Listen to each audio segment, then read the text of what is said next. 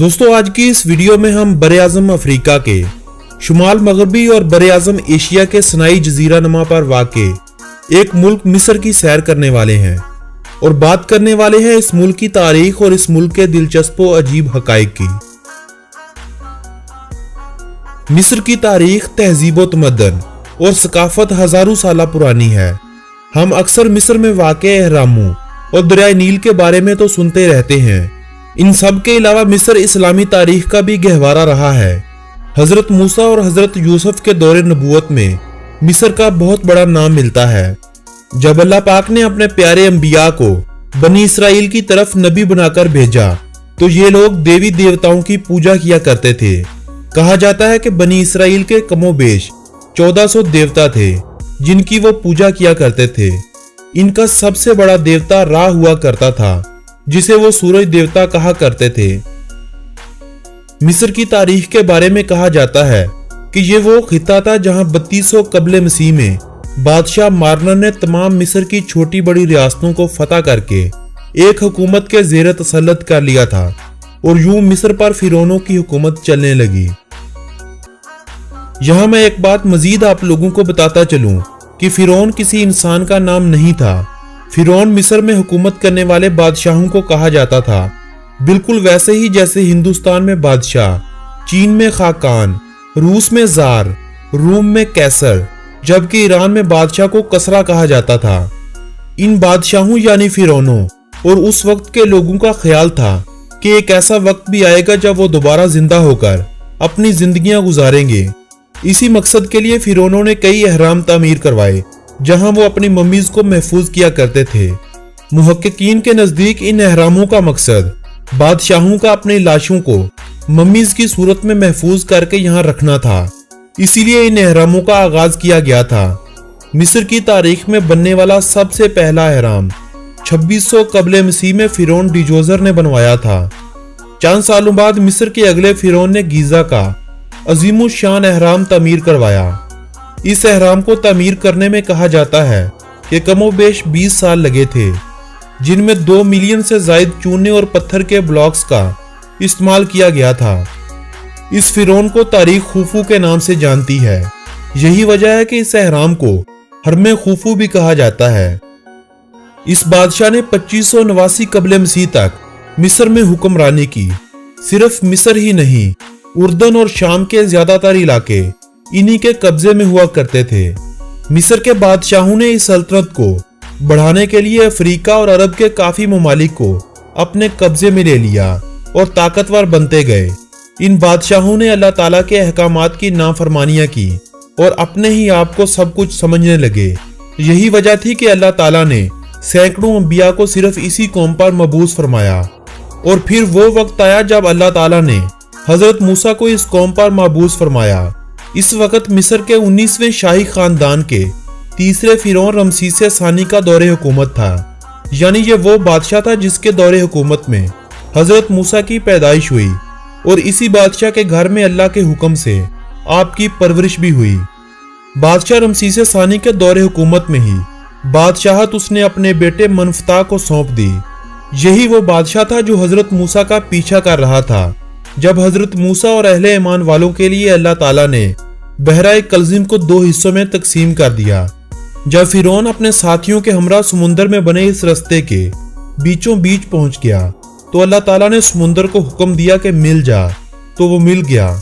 फिरौन अपने साथियों के हमरा इसी समुंदर में गर्क हो गया।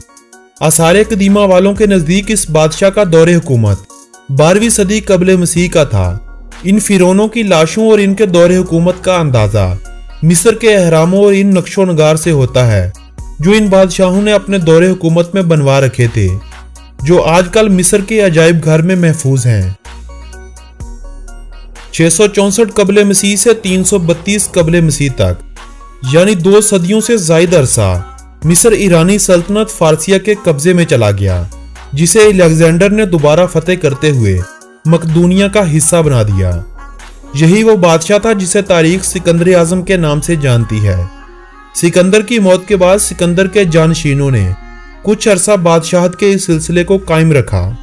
सिकंदर की मौत के बाद से यूनान और मिस्र के इलाकों पर जो हुकूमत कायम रही उसे तारीख में सल्तनत बातली मूस के नाम से पुकारा जाता है। इस सल्तनत की आखिरी मलका केलुपत्रा को माना जाता है। यही वो मलका थी जिसके किस्से कहानियां अफसानवी ड्रामों, फिल्मों और किताबों में आज भी पाए जाते हैं। केलुपत्रा मिस्र की वो शोहराए आफाक फिरौन मलका थी जिसके होशरुबा हुस्न और कीमत खेज जवानी ने सल्तनत रूम के नामवर जर्नैलों को खाको खून में रंगकर अजीमो शान सल्तनतों को हमेशा के लिए सफा हस्ती से मिटा दिया। कुदरत ने इस फिरौन मलका को दिलकश हुस्न और जादुई शख्सियत से नवाजा था, लेकिन अफसोस कि वो इस हुस्न की कीमत वसूल करते हुए खुद नीलामी की सूली पर चढ़कर एक नाकाबिले फरामोश दास्ताने इश्क व बेवफाई बनकर तारीख में हमेशा के लिए अमर हो गई। केलुपत्रा की जिंदगी के खात्मे और अगस्तस की जीत के साथ ही मिस्र में रूमी सल्तनत के एक नए दौर का आगाज हुआ। 7वीं सदी ईस्वी में मिस्र को अरब मुसलमानों ने फतह कर लिया। खलीफा दोम हजरत उमर फारूक के दौरे हुकूमत में मिस्र के काफी इलाके को फतह कर लिया गया था, जबकि अलेक्जेंड्रिया का इलाका बाज़ंतीनियों के पास रहने दिया गया। अरबों ने मिस्र के मफतूहा इलाके को फुस्तात का नाम दिया। 986 ईस्वी में फातमी दौरे हुकूमत में काहिरा यानी कायरो सिटी की बुनियाद रखी गई। फुस्तात के नाम से आज भी मिस्र में एक शहर आबाद है जहां हजरत उमर बिन नास ने अपना खैमा लगाया था। अरबी ज़बान में खैमे को फुस्तात कहते हैं। इसी मुनासबत से इस शहर को यह नाम मिला था और इसी नाम से मुसलमानों के दरमियान इस मुल्क की पहचान हुआ करती थी। 1517 ईस्वी में तुर्क मुसलमानों ने मिस्र पर कब्जा जमा लिया। सल्तनत उस्मानिया का हिस्सा बनने के बाद उस्मानियों ने मिस्र को उस्मानी सल्तनत के सूबे का दर्जा दिया, मगर मिस्र आखिरी वक्त तक उस्मानियों के लिए सबसे मुश्किल कंट्रोल होने वाला सूबा रहा है, जहां उस्मानियों से ज्यादा सल्तनत ममलूक का हुक्म चलता रहा।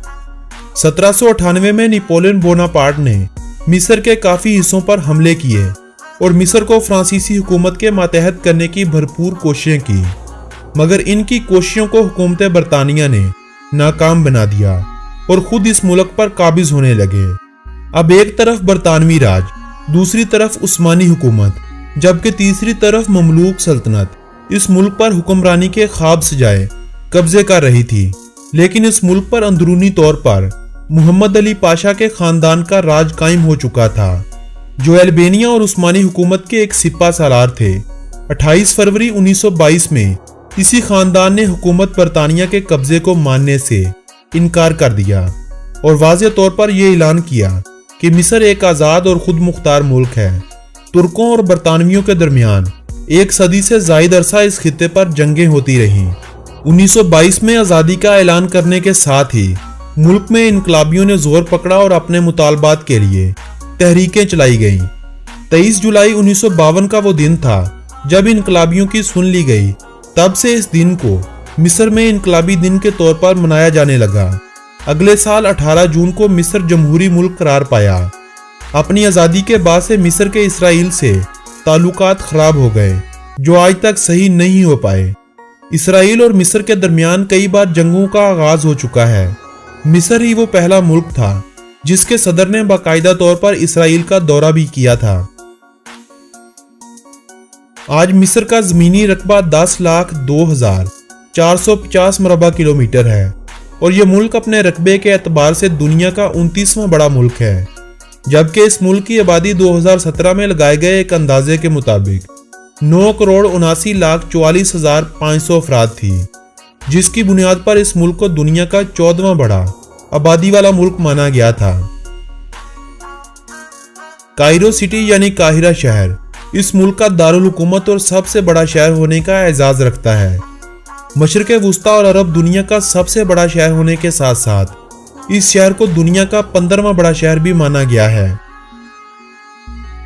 मिस्र की करेंसी को मिस्री पाउंड कहा जाता है।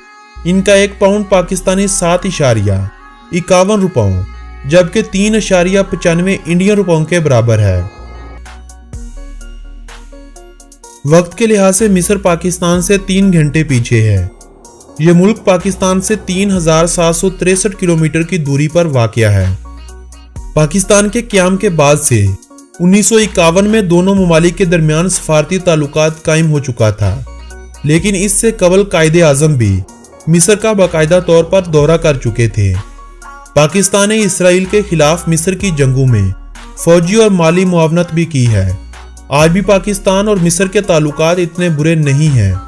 जरूरत है तो एक ऐसे लीडर की जो इस्लामी ममालिक को एक मेज पर बिठाए।